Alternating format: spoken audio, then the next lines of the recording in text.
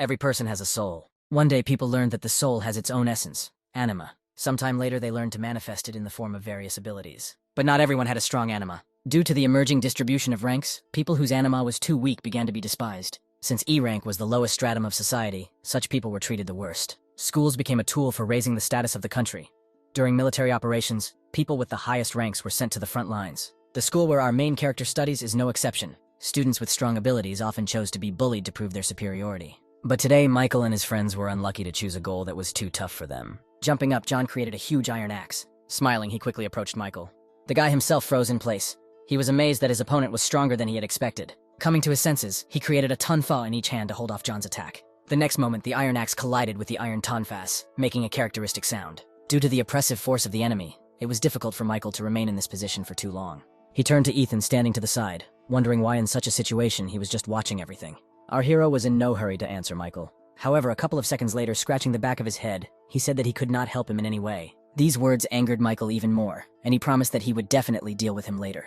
The next day, Michael, as promised, decided to deal with his unlucky classmate. He asked how long Ethan was going to continue causing problems for them. He hated even the thought of someone so weak being in their class. Our hero apologized, saying that one cannot expect anything from someone who is in last place. His words infuriated Michael. Gathering all the strength in his fist, he was about to hit Ethan, hoping that he would die and go to hell.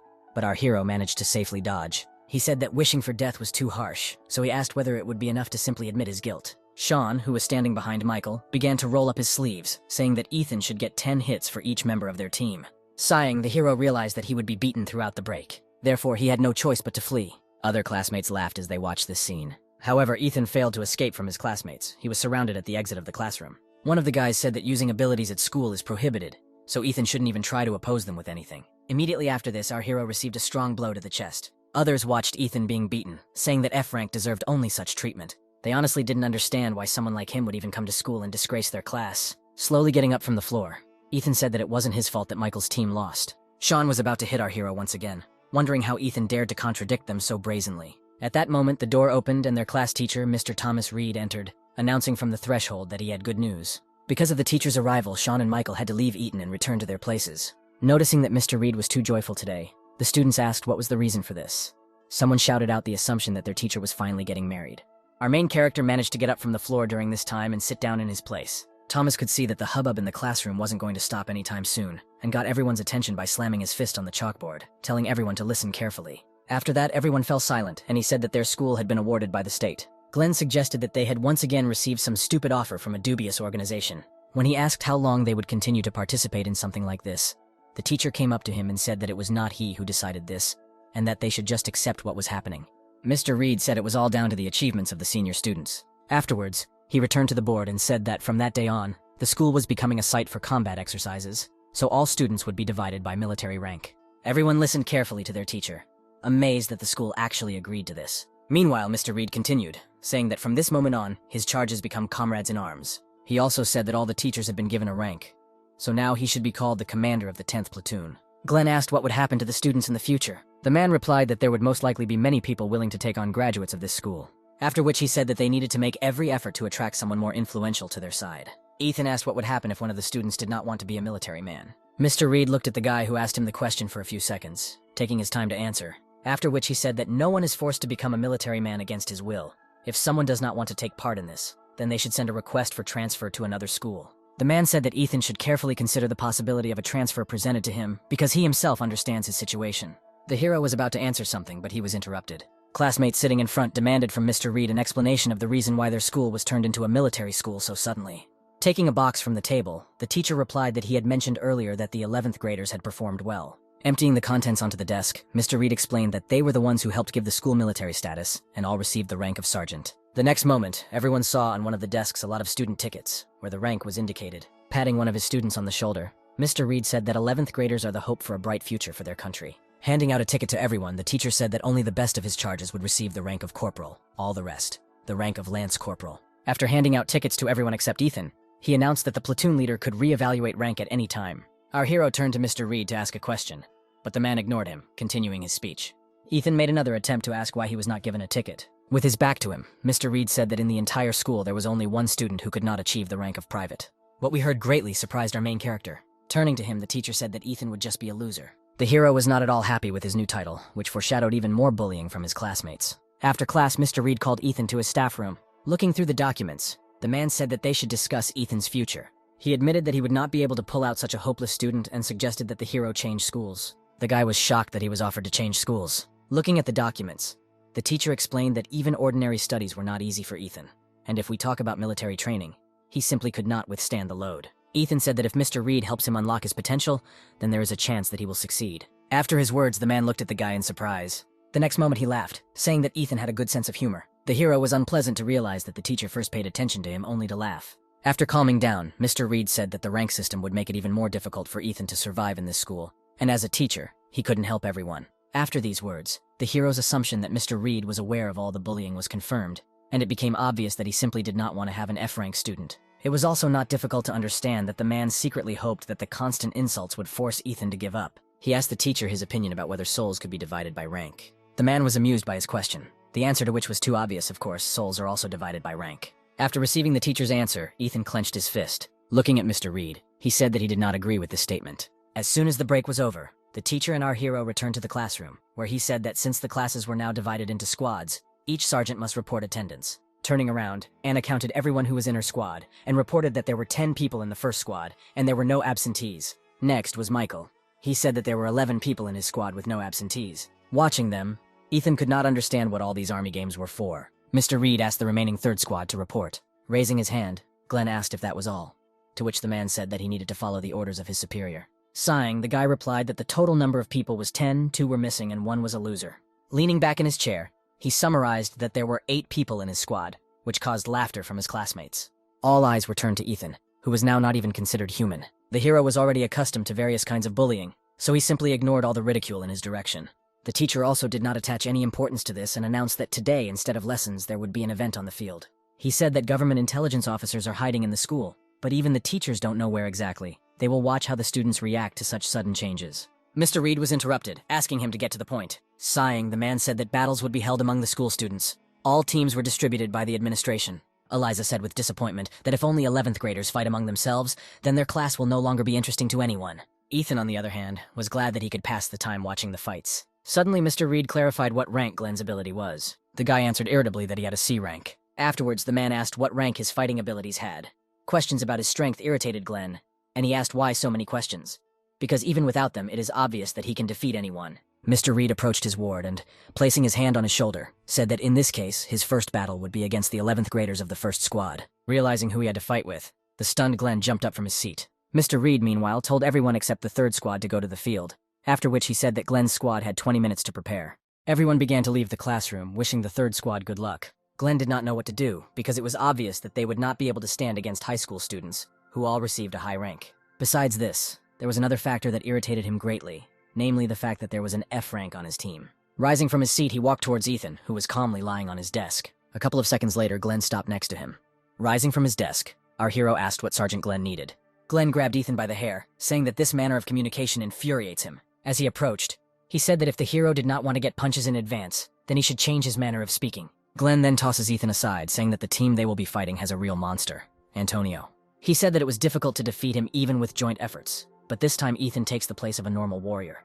So the result of this battle is already obvious. With incomprehension, the hero asked, since they will lose anyway, then what good is he to them? Glenn grabbed Ethan by the tie, asking him if he understood the difference between shame and ordinary defeat. Then he touched our hero's forehead, saying that if he goes down in ranking, then only Ethan will be to blame. Turning away, the hero replied that Glenn's rank was not so high as to worry about it. Containing his irritation, Glenn sank down next to Ethan, saying that now he couldn't even beat him well because he was needed on the battlefield. Smiling, Ethan asked what difference does it make who ends up getting hit in the head. Looking at his classmate, Glenn said that he would assign him one simple task, after which he sat down next to Ethan, asking if he could handle it. The hero replied that he would do whatever he was ordered. Having received his answer, Glenn grabbed Ethan by the vest. He said that Ethan would become his human shield. A few minutes later, the third squad was in full force on the field. Before starting, Mr. Reed checked the functionality of the microphone. A couple of moments later, he announced the start of fighting between squads. The teacher announced the leaders of both detachments, between whom a battle would be fought any minute. Although Glenn took Ethan as his shield, he had a bad feeling. Approaching the leaders, Mr. Reed asked if their troops were ready to begin, and they nodded in agreement. The man turned to Antonio, telling him to show everything he could do today. Looking to the side, he explained that government intelligence officers were watching them today, so they couldn't make a mistake, Antonio replied that his squad would do everything possible. After this, it was announced that the teams needed to take their starting positions. Glenn's squad did not even count on victory in this battle. It seemed to them a waste of time. When all the participants stood opposite each other, Mr. Reed announced the start of the battles, and he also announced that the leader of each squad should receive a bracelet. Glenn grabbed Ethan by the vest, telling him to follow him. He put the bracelet on our hero's hand, saying that this will help him last longer, because the bracelet uses the owner's strength for protection, but breaks from a powerful blow.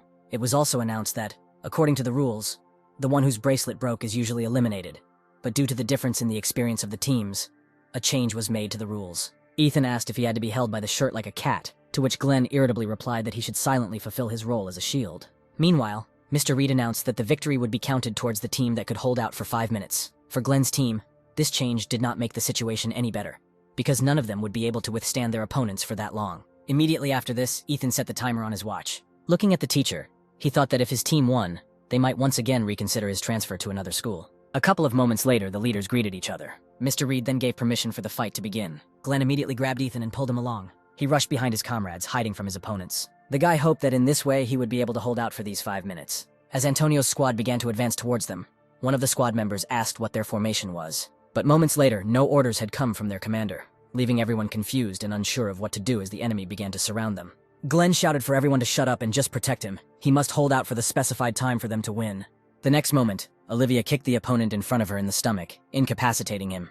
Antonio also went on the attack. In a matter of seconds, Olivia managed to defeat several opponents and collect their bracelets. When the girl looked towards Ethan and Glenn, the latter was overcome with real horror. The next moment she ran towards them. Glenn pulled Ethan even closer to him, telling him that he had to stop Olivia and protect him by any means necessary. The hero suggested running in the opposite direction to gain time. When he looked to the side, he saw the teacher smiling. The man said that he would help him change schools. This infuriated our hero, so he broke free from Glenn's grip, standing in front of the approaching girl. When she was far enough away, he grabbed her hand, surprising Olivia. However, the next moment, she materialized armor. A couple of moments later, her entire body was covered in armor, hiding a bracelet underneath. With enthusiasm, Ethan said that this armor is perfect for Olivia.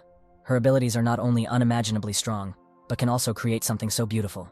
The girl interrupted him, telling him not to make a fool of himself because he was not as weak as he wanted to seem since he kept up with her. In response to her words, he pointed at Glenn, saying that his leader was running away. While Olivia turned her attention to Glenn, Ethan checked the time on his watch and saw that there were still a full 3 minutes left. He tried to figure out how he could hold out all this time. When the girl turned to him again, he asked if he could call her sister. Judging by Olivia's lack of reaction, Ethan assumed that she didn't like the proposal and suggested that they might just be acquaintances. The girl told the hero to stop stalling for time and reveal his ability. Ethan did not know where to go and tried in any way to get Olivia to talk, which began to significantly irritate the girl herself. She again demanded that Ethan reveal his abilities. He seems much stronger than his comrades. The hero asked her not to rush things. He said that she must be well aware of the importance of consistency, especially when meeting new people. Olivia could no longer listen to his empty chatter and began to approach the guy with a murderous aura.